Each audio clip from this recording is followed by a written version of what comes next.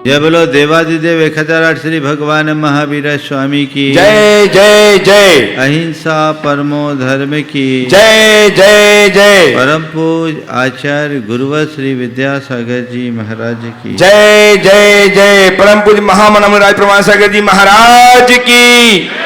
परम पूज अरय सागर जी महाराज की।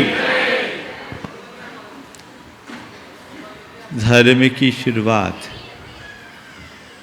सम्यक दर्शन से होती है। सम्यक दर्शन के अभाव में किए गए तप व्रत सब सार्थक नहीं होते। जब तक वस्तु स्वरूप का यथार्थ श्रद्धालु नहीं होता तब तक सम्यक दर्शन भी नहीं होता, और सम्यक दर्शन के बिना हमारा कल्याण नहीं होता। इस आशय की बात विगत दिनों से आप सबके बीच चल रही थी, जिसके क्रम में हमने 9 पदार्थों के विषय में विस्तार से जाना। आचार्य कुंद कहते हैं, यदि किसी के भीतर सम्यक दर्शन प्रकट हुआ हो तो उसके जीवन में कुछ विलक्षणताएं भी घटित होती है, जो उसके गुण अथवा अंग के रूप में चरितार्थ होते हैं। और जब तक वो अंग है तभी तक समझना चाहिए कि वो सम्यक दर्शन है। उसके अभाव में सम्यक दर्शन नहीं कहला सकता। जैसे हमारे शरीर के 8 अंग हैं, वे अंग अपना ठीक ढंग से काम करते हैं तो हमारा शरीर समर्थ बना होता है, और हमारे शरीर के अंगों में कहीं शिथिलता हो तो हम अक्षम हो जाते हैं। हमारे 2 पैर हैं, 2 हाथ हैं, कमर है, नितंब है, छाती है, पीठ है और मस्तक है। ये मूल 8 अंग है। हमारे सारी गतिविधियां इन्हीं 8 अंगों के माध्यम से होती है। वैसे ही सम्यक दर्शन के भी 8 अंग हैं, और इन 8 अंगों के रहते ही सम्यक दर्शन पल सकता है। और आचार्य कुंद ने इस 8 अंगों से समन्वित प्राणी को सम्यक दृष्टि निरूपित करते हुए उसके चरण को सम्यक्त्वा चरण चरित्र कहा। निस्संकी निखंकी निविदिगिंछामूर्ठीय उगुहन श्रीकर्णम बच्छल पहावनायते 8। ये 8 अंग है। ये अंग हमारे जीवन में होना चाहिए। आज से बात मैं उसकी ही करने जा रहा हूं। जैसे हमारे शरीर के 8 अंग हैं, वैसे ही सम्यक दर्शन के 8 अंग हैं। निशंकित अंग सबसे पहला अंग है, जो कहता है मन में शंका संदेह या भय रंच मात्र मत रखो। निष्कांक्षित अंग मन को आकांक्षा मुक्त बनाने की बात करता है। निर्विचिकित्सा अंग मन में किसी भी प्रकार की घृणा या ग्लानि से बचने की बात करता है। अमूढ़ दृष्टित्व अपनी अडिग आस्था की बात करता है।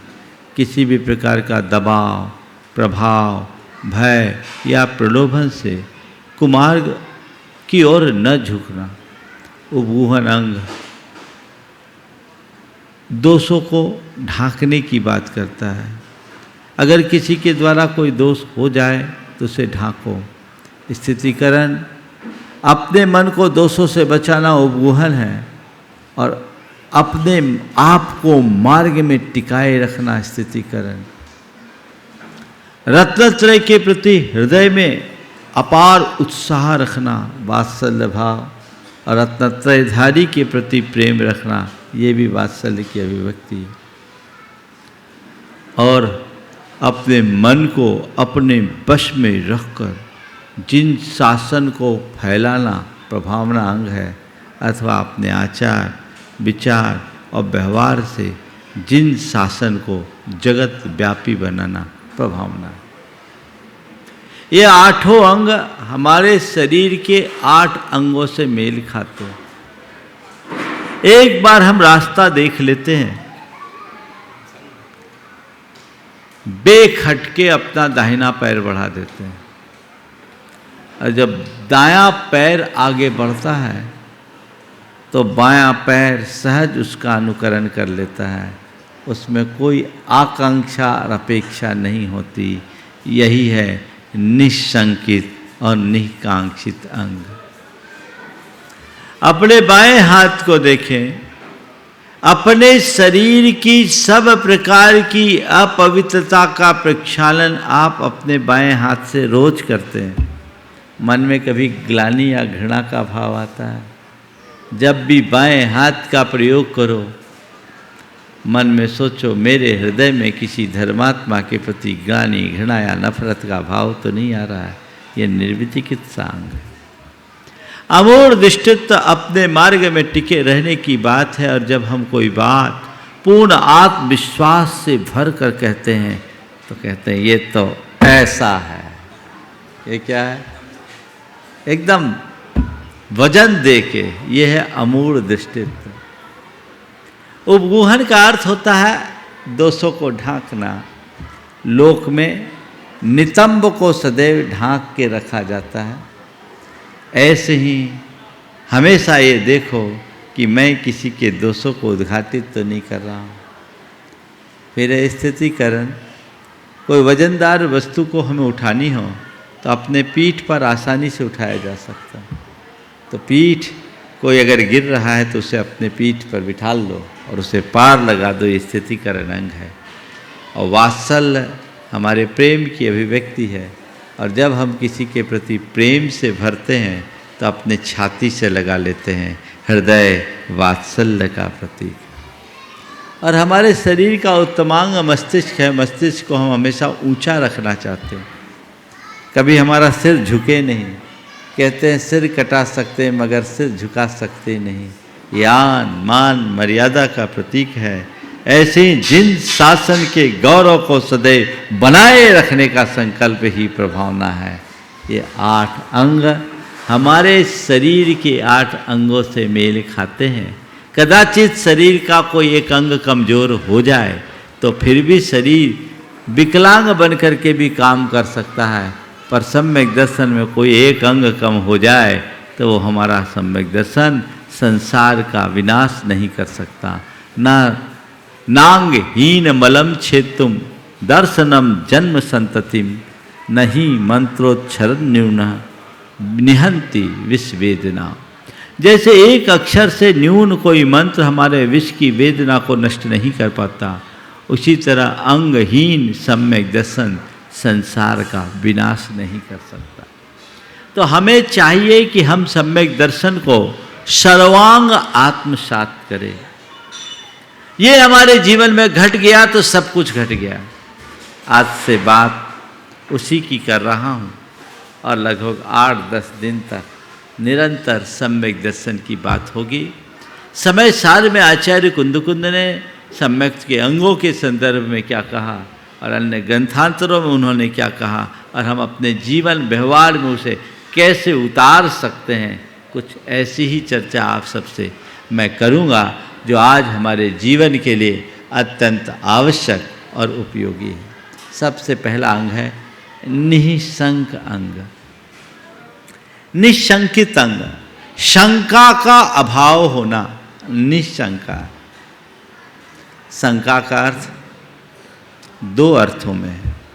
शंका का अर्थ संदेह भी है और शंका का अर्थ डर भी है।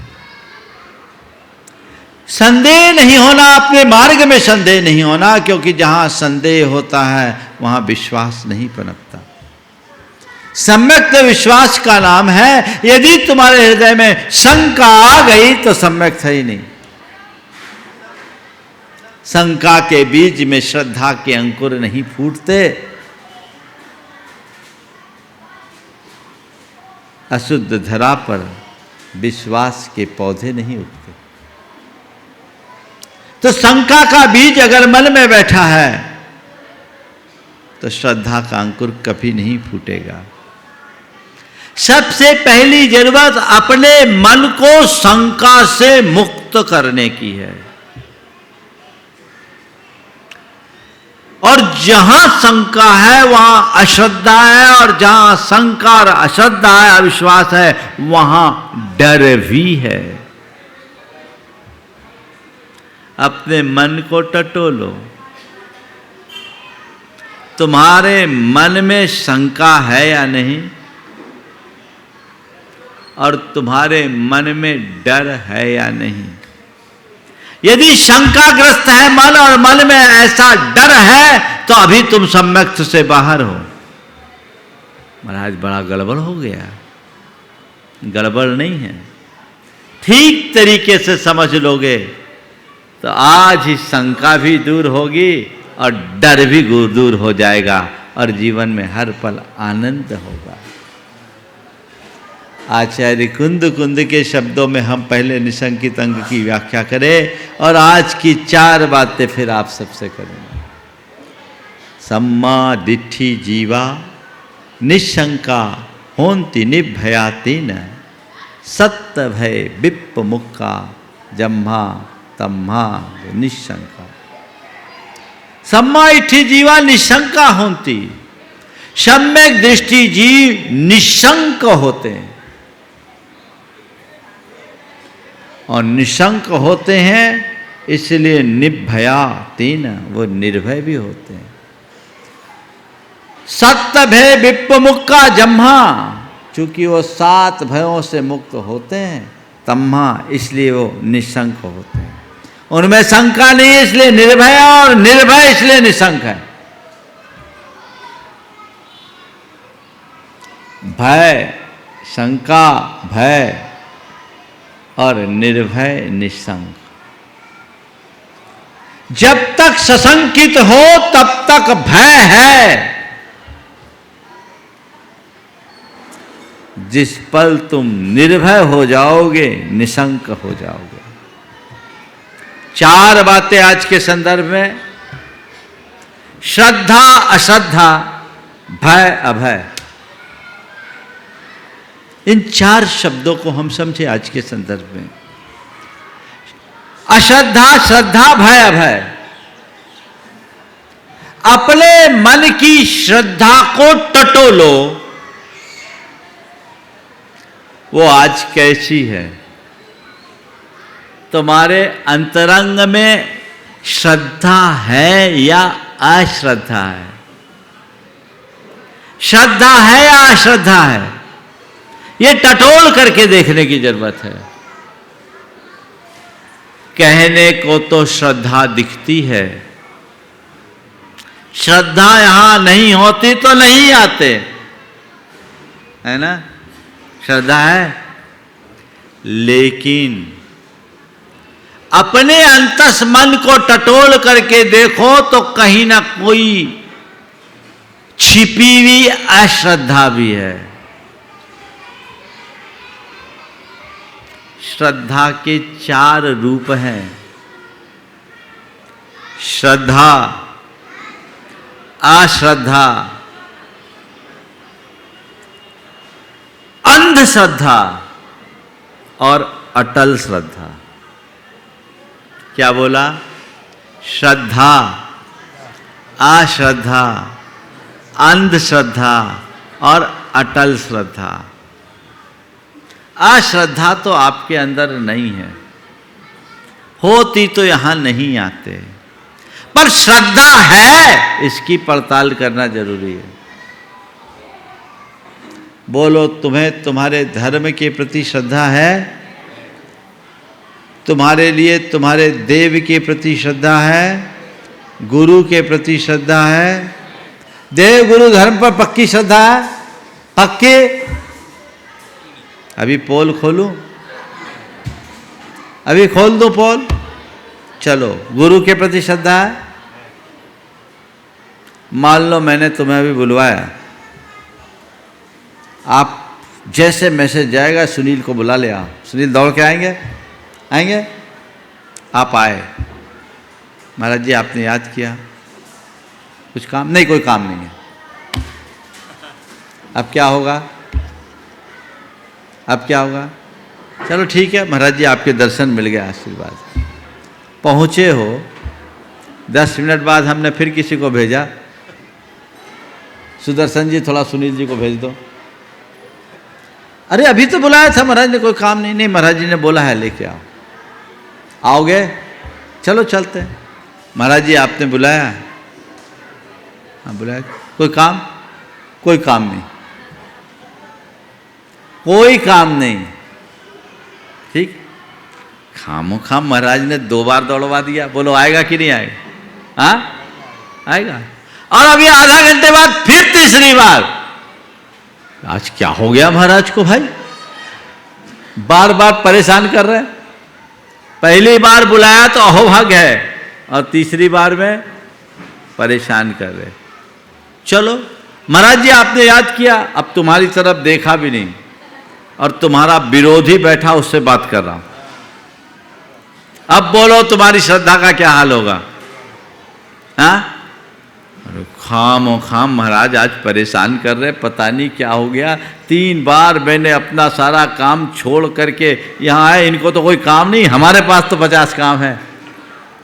पता नहीं दिमाग में क्या क्या आएगा, आएगा? हाँ शायद सुनील को ना, लेकिन ये स्वाभाविक है। थोड़े से निमित्त से मन डोलायमान हो जाता है, और श्रद्धा को अश्रद्धा में परिणत होते देर नहीं लगती। सारा तत्व ज्ञान धरा रह जाता है जब जीवन में ऐसी कोई परिस्थितियां निर्मित होती है। सब हवा हो जाता है। क्यों? श्रद्धा है पर प्रगाढ़ नहीं है। श्रद्धा बड़ी उथली है। श्रद्धा कैसी होनी चाहिए? इदमेव दृश्यमेव तत्वम नान्यम नचान्य था इत्तकंपाय संभवात सन्मार्गे संशया रुचि। बस मार्ग तो जो है सो यही है, ऐसा ही है। इस प्रकार की संशय रहित श्रद्धा का नाम वास्तविक श्रद्धा है। आपकी धर्म में श्रद्धा है, क्यों है? बोलो। आप लोगों ने बोला धर्म में श्रद्धा है ना, क्यों है? इसलिए कि धर्म करेंगे तो संकट टलेगा। ठीक, कोविड ने कईयों की धर्म से श्रद्धा हटा दी। अरे धर्म करने से कुछ नहीं होता, इतना धर्म किए फिर भी ऐसा हो गया। अब बताओ उसकी श्रद्धा मिटी कि नहीं मिटी? मिट गई। मैं कहता हूं श्रद्धा पैदा ही नहीं हुई तो मरेगी क्या? उसकी श्रद्धा थी ही नहीं, उसने धर्म के स्वरूप को जाना ही नहीं था। उसने धर्म के उथले स्वरूप को जाना कि धर्म करेंगे तो संकट टलेगा, धर्म करेंगे सद्गति मिलेगी। अरे धर्म करेंगे तो आत्मा की उन्नति होगी। ये श्रद्धा होती तो तुम कभी विचलित नहीं होते। वस्तु के स्वरूप को तुमने ठीक रीति से जाना नहीं, और गतानुगतिक बनकर तुमने धर्म की श्रद्धा रखी। मेरा धर्म में पक्का विश्वास है। धर्म में पक्का विश्वास रखो, पर धर्म के नाम पर धर्म का भ्रम तो नहीं है, ये तो देखो। तो अपनी श्रद्धा सही होनी चाहिए, अश्रद्धा हृदय में नहीं होनी चाहिए, और अंधश्रद्धा तो होनी ही नहीं चाहिए। अटल श्रद्धा होनी चाहिए। अंधश्रद्धा और अटल श्रद्धा का मतलब क्या? जो भी आए सबको श्रद्धा से स्वीकार कर लेना अंधश्रद्धा, और जिसे अपना श्रद्धेय मान लिया उससे कभी डगमगाना नहीं, वो अटल श्रद्धा। अंधश्रद्धा वाले नुकसान में होते हैं, और अटल श्रद्धा वाले को हमेशा लाभ ही होता है। तो अगर तुम्हारे हृदय में श्रद्धा है तो तुम्हें कभी भय नहीं होगा। जहां श्रद्धा वहां भय नहीं, और जहां अश्रद्धा संशय वहां डर। एक वनस्पति शास्त्री एक गहरी घाटी से कुछ मूल्यवान औषधियों के संचय के लिए गया। घाटी बहुत गहरी थी, खाई थी, वहाँ जा पाना सहज नहीं था। अब क्या करे? उसने अपने 12 साल के बेटे के कमर में रस्सी बांधी और उस बेटे को उस घाटी में उतारा और कहा, बेटे सारी वनस्पतियाँ तू इकट्ठी कर लेना, फिर झोले में भर देना, मैं रस्सी से खींच लूँगा, फिर रस्से लटकाऊँगा, तेरे कमर में बांधूंगा, धीरे धीरे तुझे खींच लूँगा, तू आ जाना। बेटे ने सहज रूप से स्वीकार किया, उसने उसे उतारा। बेटा रस्सी खोलकर बेखौफ होकर वनस्पतियों का संचय किया, सारी वनस्पतियां ऊपर भेज भी दी। जब काम हो गया, फिर से रस्सी नीचे उतरी, उसने कमर में बांधी और पिता डरते डरते उसे ऊपर खींचा। बेटा निश्चिंत आ रहा था। पिता डरते डरते ऊपर खींचा, बेटा निश्चिंत ऊपर आ रहा था। जब बेटा ऊपर आया तो पिता के जान में जान आई। कहा, बेटा तू आ गया, आज मुझे बहुत अच्छा लग रहा है, मेरी तो जान अटकी थी, पर ये बता तू इतना निश्चिंत कैसे था? मेरी जान अटकी थी, पर तू बता तू इतना निश्चिंत कैसे था? उसने कहा, पिताजी मुझे डर किस बात की, जब डोर आपके हाथ में है, जिस बेटे की डोर बाप के हाथ में हो उसे डर नहीं। हृदय में जब श्रद्धा होगी तो भय कभी नहीं होगा, और जब तक शंका होगी भय कभी नहीं मिटेगा। जिस जगह आपको कोई शंका नहीं होती, आप निर्भय होकर के रहते हो कि नहीं रहते? हाँ भाई, यहाँ कोई दिक्कत नहीं, यहाँ सब सेफ है। क्या बोलते हैं आप? यहाँ सब सेफ है, निश्चिंत होकर बैठे।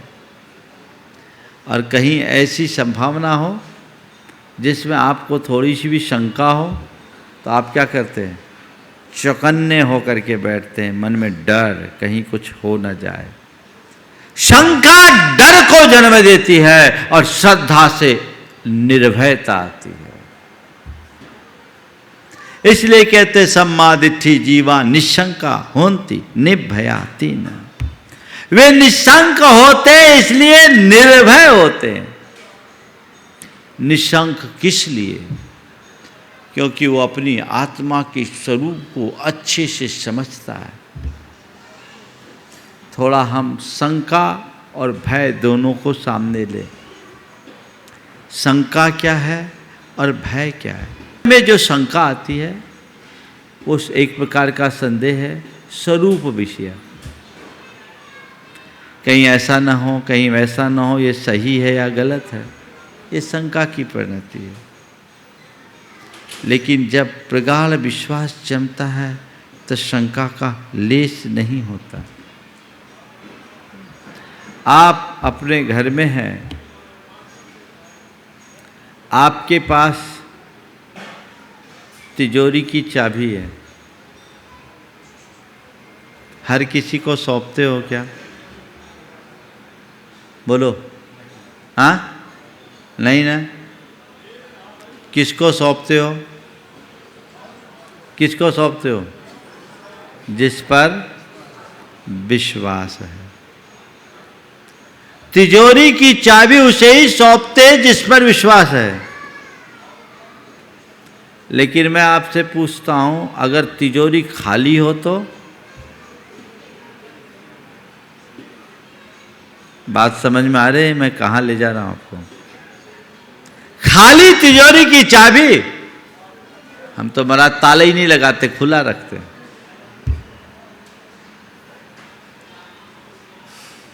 तिजोरी भरी हो तो हर किसी को नहीं दे सकते। जिस पे शंका है उसको तो दे ही नहीं सकते।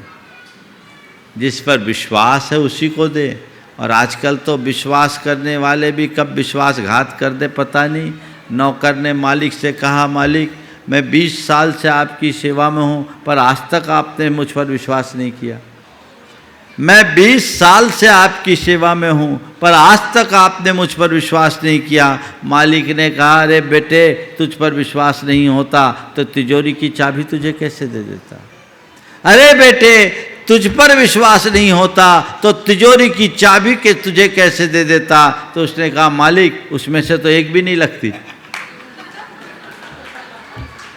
वो पहले ही प्रयोग कर चुका है, उसमें से एक भी नहीं लगती। बड़ी मुश्किल है। मेरा आप सबसे कहना है, खाली तिजोरी की चाबी सौंपने में कोई दिक्कत नहीं, लेकिन तिजोरी जहां भरी है वहां हर किसी पर भरोसा नहीं।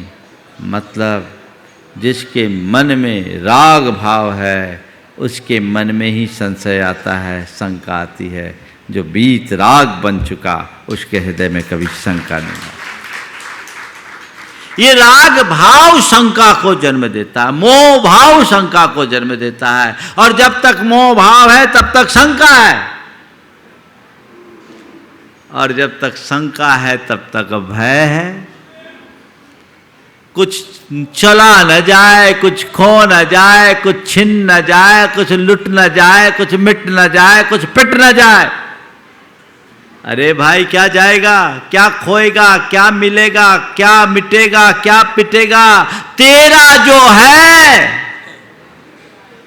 वो है, उससे न कुछ खो सकता है, न ही उसमें कुछ जुड़ सकता है। जिस पल तेरे हृदय में ये श्रद्धान गहरा हो जाएगा, मोह छीन हो जाएगा, और मोह के छीन होते ही भय भी दूर भाग जाएगा।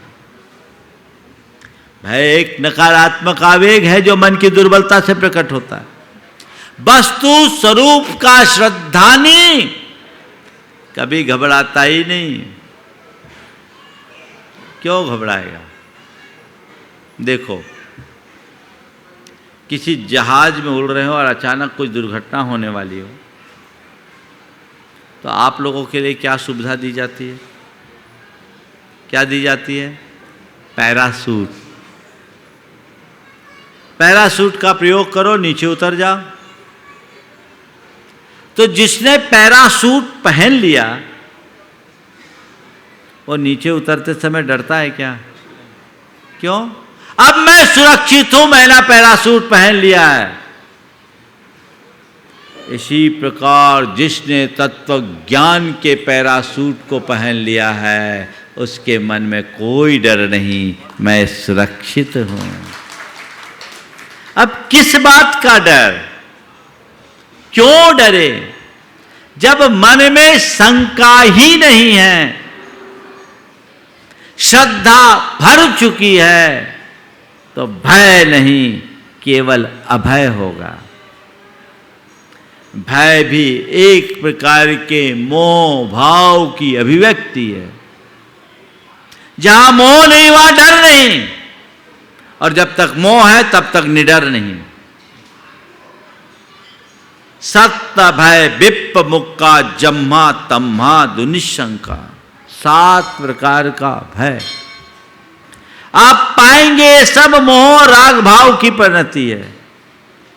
इहलोक भय, परलोक भय, मरण भय, वेदना भय, अत्राण भय, आकस्मिक भय और असुरक्षा भय। इहलोक भय सबसे पहला। अरे लोक में मेरा कोई नुकसान ना हो जाए, डर रहता है। किसका नुकसान? मेरे दुकान को नुकसान ना हो जाए, मेरे परिवार को नुकसान ना हो जाए, मेरी संपत्ति का नुकसान ना हो जाए, मेरे शरीर को नुकसान ना हो जाए। यही है ना? बता, तेरा दुकान है कहाँ? तेरी दुकान है कहाँ? तेरा धंधा है कहाँ? तेरा मकान है कहाँ? तेरा परिवार है कहाँ? तेरा शरीर है कहाँ? जब वो तेरा है ही नहीं तो उसका नुकसान तेरा नुकसान कैसे? तेरा तो तू है जो अजर है, अमर है, अविनाशी है, जिसका एक प्रदेश भी इधर से उधर नहीं हो सकता, तो डर कैसा? समझ रहे हैं बात? पर ये कौन डराता है? ये जो मेरा, कौन है? मेरा। संत कहते ध्यान रखना, ये सब तेरे पास हैं, तेरे साथ हैं, पर तेरे नहीं हैं। ये पक्का श्रद्धान जमा के रखो। ये श्रद्धान गहरे हो जाए तो मेरा खोएगा क्या?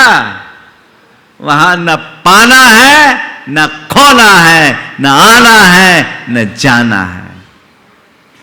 जो है, जैसा है, वैसा ही बने रहना है। ये श्रद्धान हृदय में बैठा लीजिए तो जीवन का मजा ही कुछ और होगा। यही लोग भय, मुझे वो नुकसान न करा दे, वो मुझे ऐसा न कर दे, वो मुझे वैसा न कर दे, वो मुझे परेशान करता, वो मेरे साथ ऐसा करता है, वो मुझसे मिसबिहेव करता है। ये क्या है?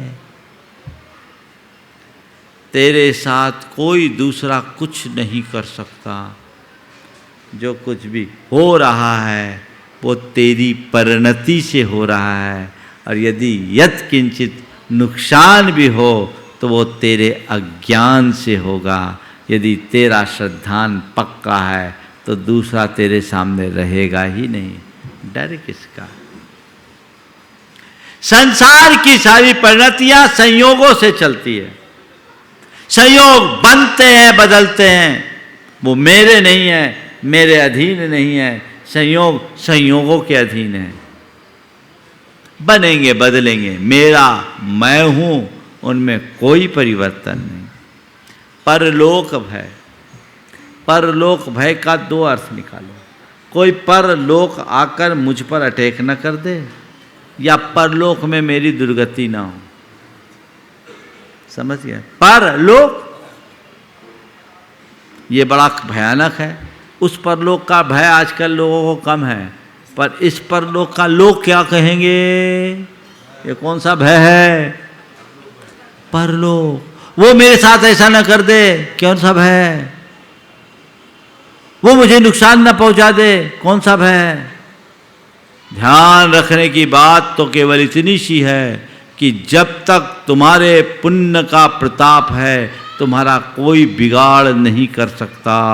प्रद्युमन का अपहरण हुआ 6वें दिन जन्म के बाद।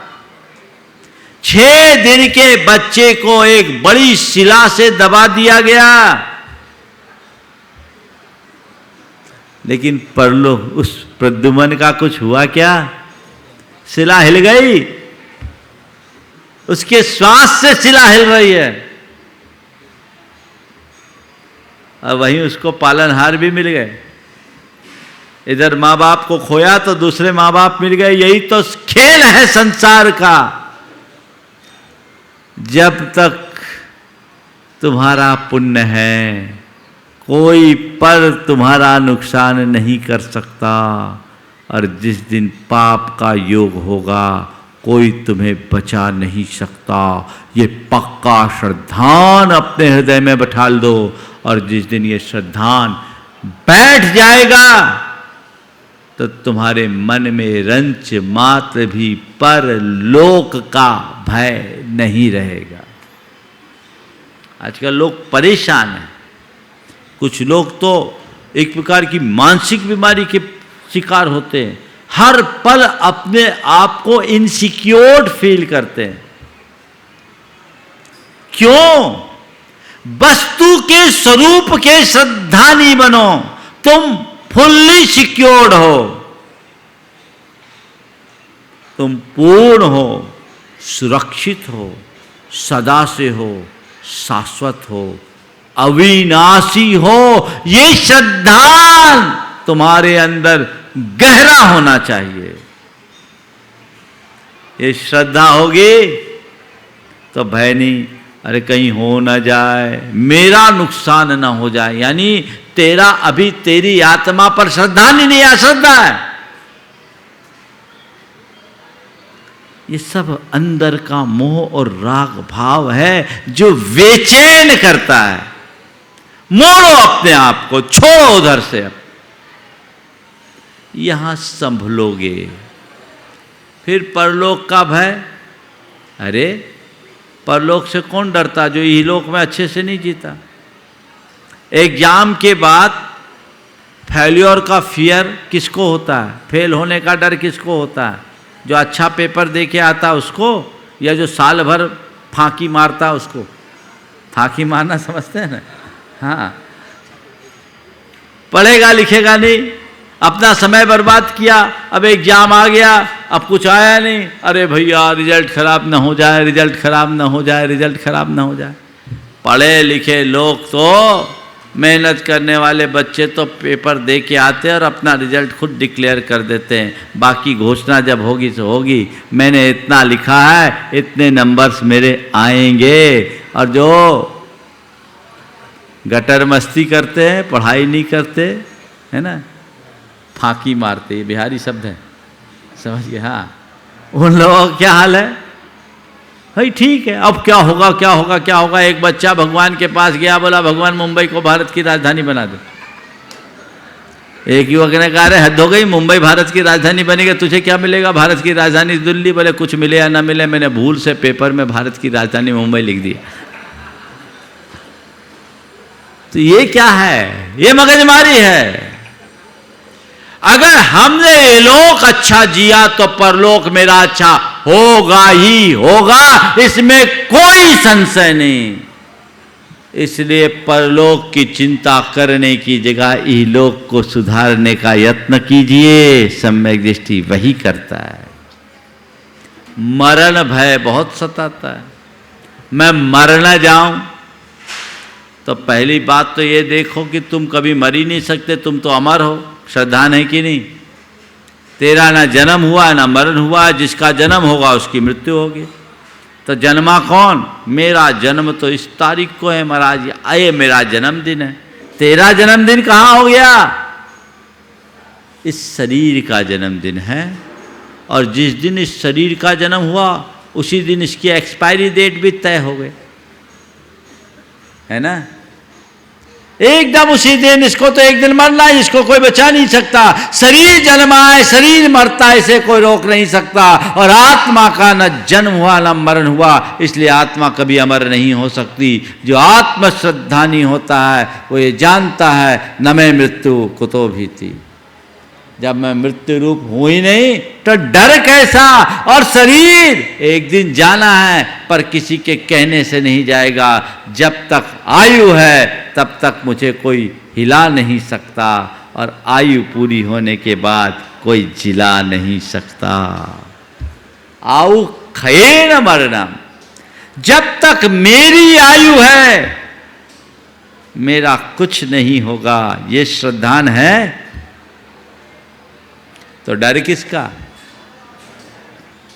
तो इहलोक भय, परलोक भय, मरण भय, वेदना, मुझे कोई बीमारी ना हो जाए। कोई बीमारी ना हो जाए ये चिंता ही सबसे बड़ी बीमारी है। दुनिया में शरीर से बीमार लोग कम हैं, मन से बीमार लोग ज्यादा हैं। अरे बीमारी हो ना जाए, ये तो शरीर ही बीमारी का घर है। बीमारी तो ऑलरेडी है, हो ना जाए क्या है? जितने रोम हैं उतने रोग, ऐसा कहा जाता है। तो बीमार तो हो ही, बस अंतर यह है किसी का रोग प्रकट हो गया, किसी का नहीं हुआ। काया रोग मैं, तो क्या करो? बीमारी हो तो चिकित्सा कराओ, ठीक हो जाएगा। और हो भी तो ये मान कर चलो कि तन को बीमारी, मन को नहीं है। डरने से क्या होगा? मेरी कोई दुर्घटना न घट जाए, आकस्मिक रूप से कोई नुकसान न हो जाए, मेरा कोई इनसिक्योरिटी का भाव है, कहीं असुरक्षित ना हो जाऊं, मेरा कोई संरक्षक नहीं हो, मुझे कोई त्राता नहीं है, ये सब दुर्विकल्प है। और ये जब तक मन में है तब तक भय है। उसकी जगह यदि ये श्रद्धान बन जाए कि मैं शुद्ध चैतन्य स्वरूप अजर अमर अविनाशी आत्म तत्व हूँ, तो मन रंच मात्र भी नहीं डगमगाएगा। तो महाराज फिर आपने तो बता दिया डर नहीं हो, तो फिर निर्भीक होकर के घूमे जो कुछ करना। हाँ, डरना और सतर्क रहना, इसमें बड़ा अंतर है।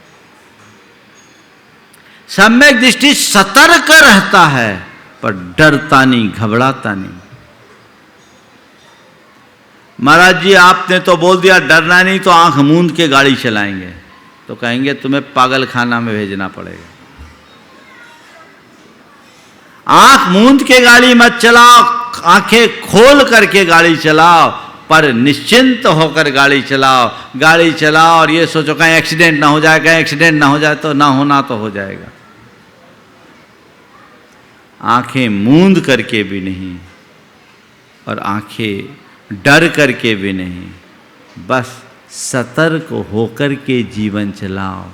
ये सतर्कता एक सकारात्मक संवेग है जो भावी अघट से हमें बचाती है।